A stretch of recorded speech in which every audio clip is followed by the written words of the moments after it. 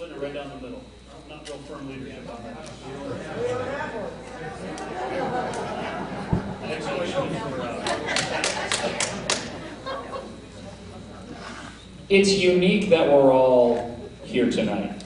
You know, I think it goes without saying that everybody in this room has been on a journey since that day that's resulted in the series of circumstances that brought us to a very unique situation with this special election. I think it's something a lot of us have never been through before, and it took a while for everybody to kind of ease into it, to realize what it is, that what was going to happen, how this was going to work.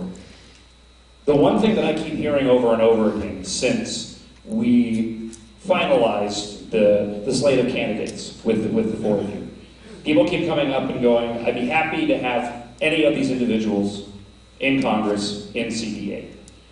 I think a lot of us believe as well that if you weren't running, and I don't want to put words in your mouth, but I think a lot of us believe that if you weren't running, you would be happy to see the person next to you or beside you if you weren't running also, and be confident to have that person in there. Dave, you mentioned that being at the end of the line, the fourth person to answer the question, you hear a lot of good points. Okay.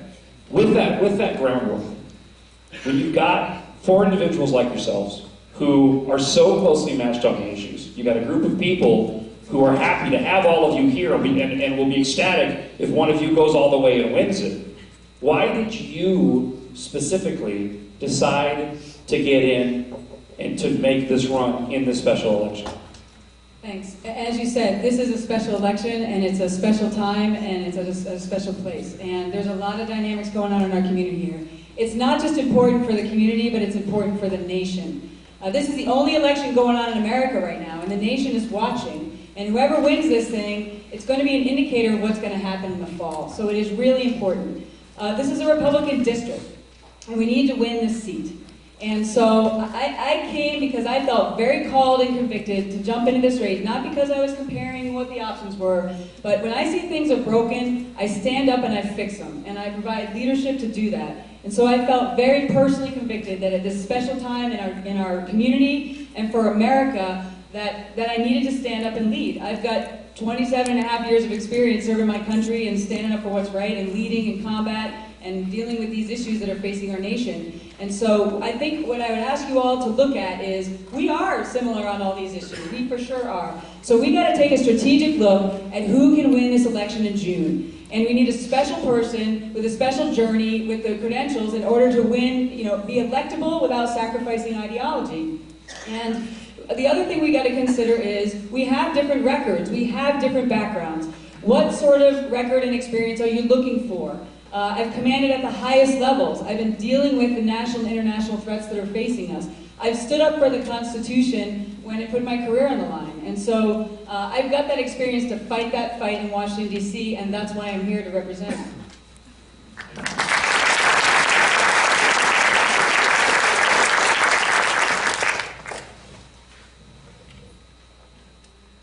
Nobody in this room wanted this special election. I'm quite confident of that. The criminal act of one person caused this. Gabrielle Giffords decided to resign, which is, as we all know, probably the right thing to do. It wasn't the easy thing to do for any of us. It's going to require an additional election. But this is exactly what the Founding Fathers had in mind. There was no panic. There was a way to succession. I've been in this community. My travels, my journey, has been 38 years in this community. I go back to what I said when we began tonight. I will be a citizen legislator who has been with you for 38 years, and who has the endorsement as of this afternoon of 200 businesses in this community. And these are people, these are businesses that have known me because of my conservative values over the years. Make no mistake about it. But at the same time, they understand that I can articulate those conservative values across platforms in this community. We're not going to be divisive. We can be people working together with conservative values in this community and making those who may disagree with us think twice about the common sense principles that all of you in this room represent, in which you believe. I believe I can make that difference.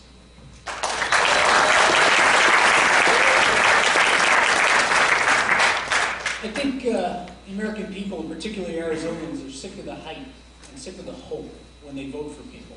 And they're looking for somebody that can deliver. somebody that can show that they not only say one thing when they campaign, but then when they get elected, they actually do it. This election is going to be about two different paths. The path to the road to prosperity and the path to continue on to failure and destruction of our system as we know it. Mr. Barber is a nice guy. I have a funny feeling, though, he's going to support a lot of those failed policies that have gotten this country into the mess that it's in. On the other hand, I have gone, as your state senator, to represent you in Phoenix, to straighten out a mess that was made by someone that shares that same ideology.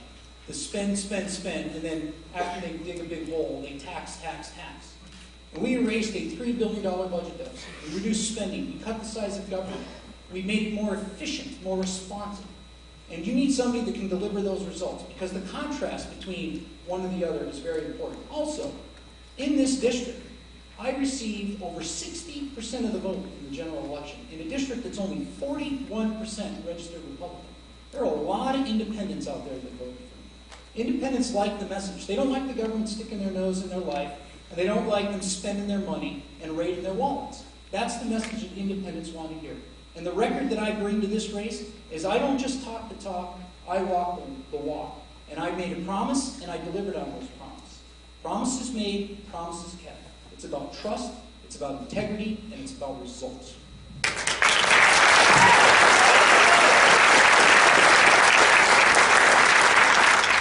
Well, the answer to why is because of my sons. Because they're 3-year-old and 1-year-old, and they deserve a free America. Not one where the government tells them what kind of health care they can buy, or tells them just how much of their labor they can keep if they happen to own a business one day or do anything. They deserve a free country.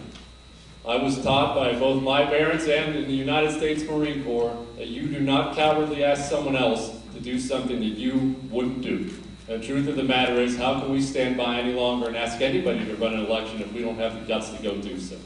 We came within 4,000 votes of winning this election last time. We're going to finish the job this time, because people out there know we need more jobs, we need lower gas prices, we need all these things, and the only way we make that happen is by winning elections. And not winning elections with the normal thing we've always done, winning elections with people who love this nation and are willing to die for it. We're going to finish the job.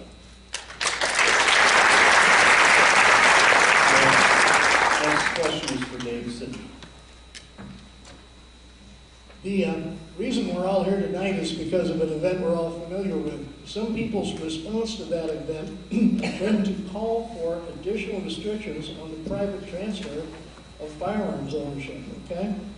So I think the gun control question I'd like to ask everyone, beyond their belief in the Second Amendment, is would you support, under any circumstances, what goes under the nickname of the so-called gun show loophole, which would require private citizens to somehow get cleared before they can transfer a firearm to another private citizen? The answer is no. The reason the answer is no is that I do happen to believe that the Second Amendment rightfully guarantees the other 9 of the first 10 amendments. History has shown us that. If you take a look at the history of the world, what's interesting, and this again is about being able to articulate the obvious, is that the freest country in the history of the world has been the most armed, the United States of America.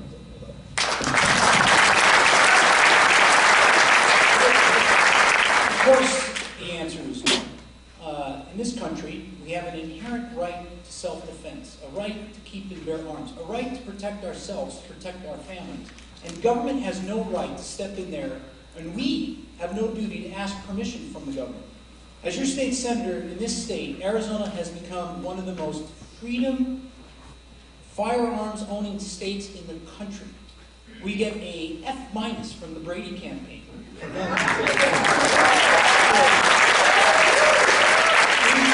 I've been rated by the National World Rifle Association every year I've been in the legislature as an A+. In order to get an A+, you just don't vote for bills.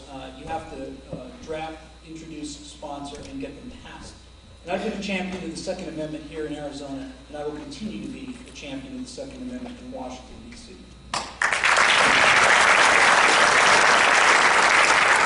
The answer to the question is absolutely no. The right to keep and bear arms shall not be infringed. It's not a suggestion, it's not a hint. It is in our Constitution for a purpose, because the ability to defend ourselves and our liberties against anybody is what keeps us free as a nation. strong supporter of the Second Amendment, and my favorite gun is the 30 millimeter, which is on the A10. So, honestly, I think the question is a little flawed, don't take that personally, because it's not a loophole, it's the law. I mean, the law is clearly based on the Second Amendment that we all have the right to keep and bear arms. And I have the right as a private citizen to sell my possession to anyone I want to. It's my lawful right. So just like I can sell my car, I can sell my gun. And so that's the law, and it's not a loophole, it's freedom, and absolutely it needs to stay that way, because any restrictions on that at gun shows or other places is just absolutely unconstitutional.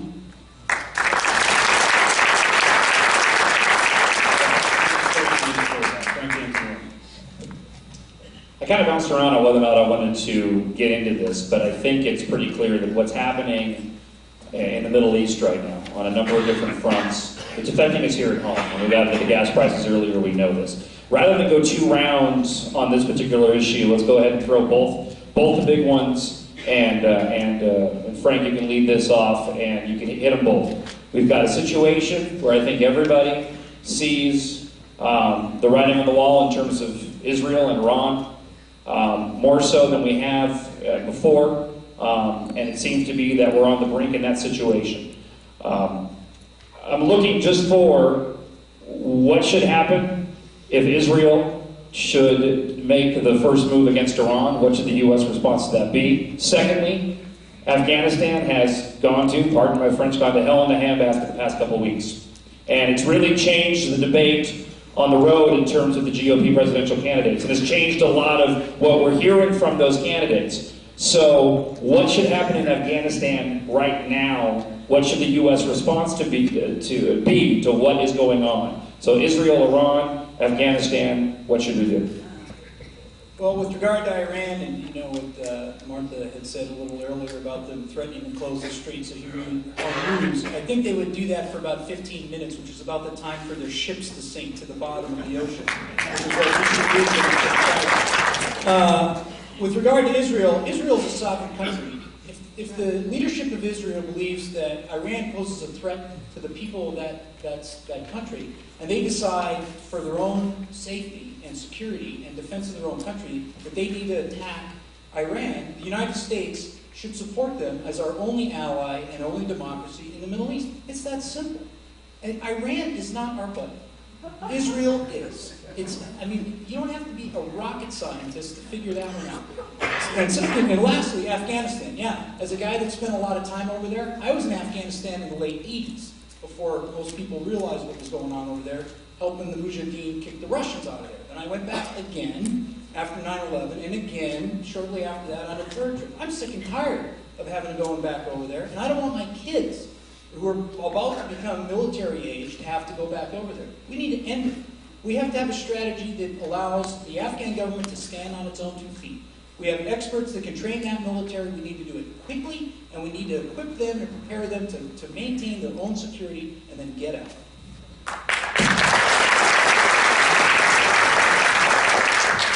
Well, I do believe the war between Israel and Iran is inevitable. Iran is an evil nation. They have declared war on Israel several times over and made pretty obvious what they will do. We should back Israel in any way and everything they need. And the good news is, Israel doesn't need our ground troops or much help from us at all, except our blessing, because Israel, there's some pretty bad folks and they can take care of their business pretty well. Believe me, Iran is not going to stop Israel if they want to come in and do something.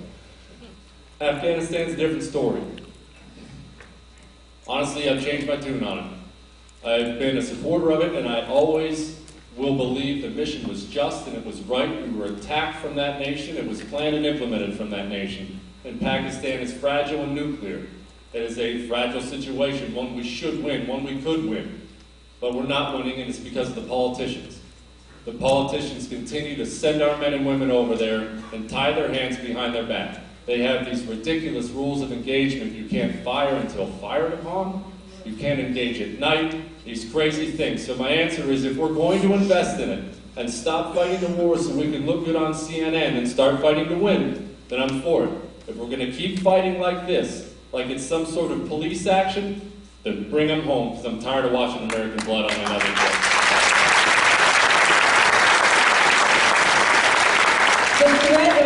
Iran did not just start recently, okay? This has been going on for years. They've had the intent and they are building the capability to become nuclear, and they will become a nuclear state sponsor of terrorism. This is not just a threat to Israel. This is a threat to America. This is a threat to the free world. So we need to be dealing with them, as I said before, out of a position of strength. We have national interest in the region. We have allies in the region. They have said they want Israel to disappear. So this administration said they were going to talk to Iran 2 years ago, and it's not working. So we need to ratchet it up. We need an interagency task force that's up 24/7, that is bringing all the instruments of national power against this threat. Again, diplomacy, economic, tighten that vice grip, and be visibly planning military with our allies as a deterrent, because all scenarios that I've seen in my military career of war games later on, if we have a nuclear Iran, they're all bad, ladies and gentlemen. They're all very bad. So we have got to work with our allies in order to prevent this happening.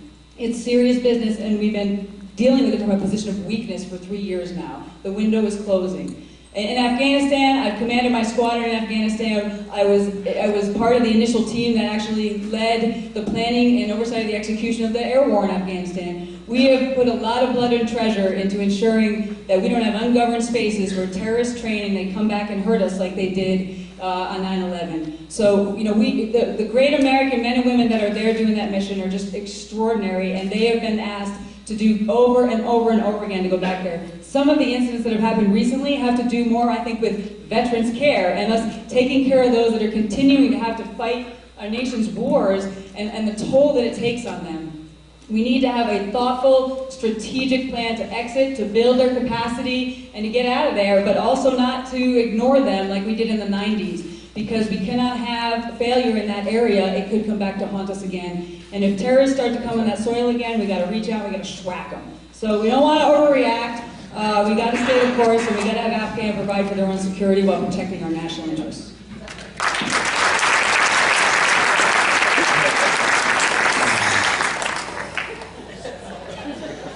We're spending way too much time together. It's all good. When General Washington himself deigned that the United States military would fall under the control of civilians, he never dreamt of Barack Obama. The reason why I bring that up, ladies and gentlemen, is because Americans who take that elective office need to appreciate General Washington's sacrifice and his foresight to make this democracy truly a republic, truly a unique one in the history of the world. Do you realize how strong he was at that time? He had beaten the British. He was as strong as there's ever been. He was compared to Alexander the Great. But he said civilians need to run our military so we don't end up like Chile was 20 years ago, or like the Soviet Union was, and will be again under Mr. Putin. A clear delineation. So it's very important that we start right now with civilians who get it with the military. To the two questions. Number one, Iran. Let's understand our history there. Iranians are Persians. The rest of them in the neighborhood are Arabs. The Turks don't like the Iranians either. The Saudis are scared to death of them. I think we get our intelligence ready right now. Don't wait for Israel to strike. Make that assumption that it will happen, and get it ready now. Get a new coalition in that neighborhood. But if they don't want to participate in this coalition, let the world understand without equivocation the United States military is prepared to protect our interests and the interests of our allies like Israel in that region. If they have to take the unimaginable step of taking out those nuclear facilities in Iran. As far as Afghanistan is concerned, ladies and gentlemen, I just missed the Vietnam War, and I do believe in the Powell Doctrine. If we don't have a clear danger, a clear and present danger to our national self-interest, and if we can provide an unfair advantage to our military, we should not send them in without a real desire to win a war.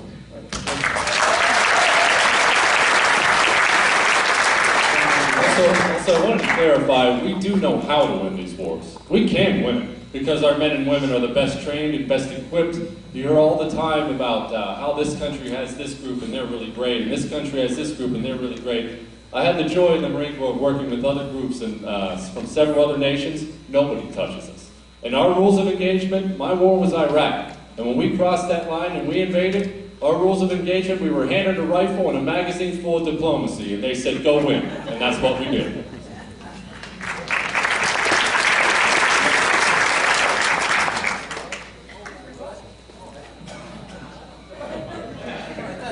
how we went. All right.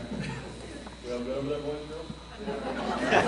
Next question is for